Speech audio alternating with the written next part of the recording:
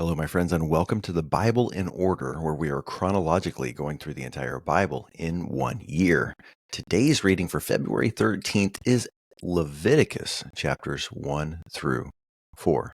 Aren't you glad we're not under the law? Aren't you glad that we don't have to go and sacrifice an animal every time we sin, whether we meant to sin or not?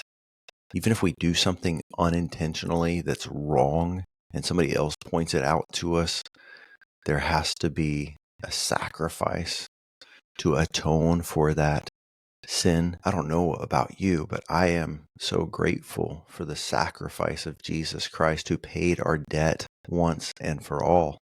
We also see in these chapters that God requires the best.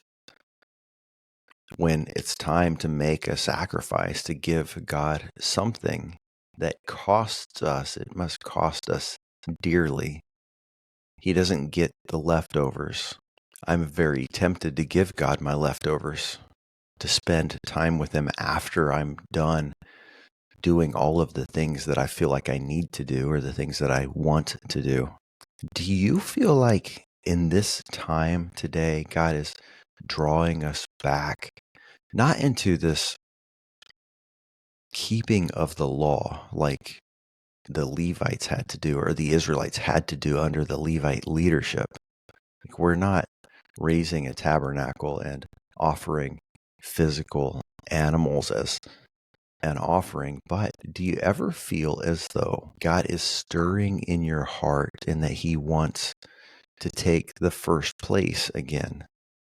That He wants the first portion of our day and the first portion of our income and the first portion of our thought life, the first portion of our affections.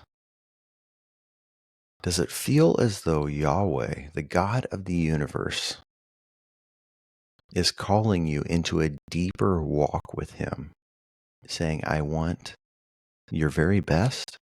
One of the ways we give God our best is by submitting to one another, by being humble before one another.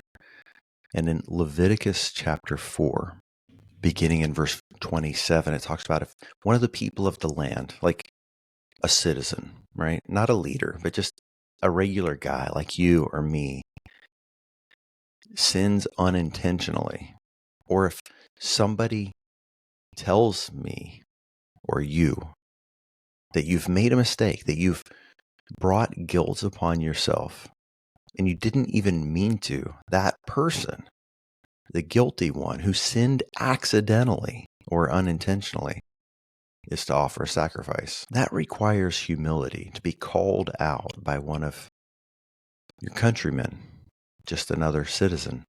Maybe you and I need to be humble enough, scratch the maybe. You and I need to be humble enough that we're able to be called out and corrected by our brothers and sisters. We also have to be bold enough to correct one another, to admonish one another, to rebuke one another, to instruct one another.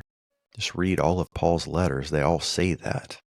And if we do that, if we in love submit to one another, I think we could really grow a lot in our unity and in our holiness.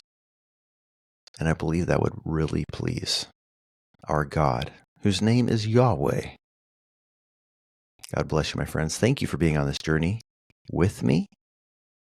We'll see you tomorrow.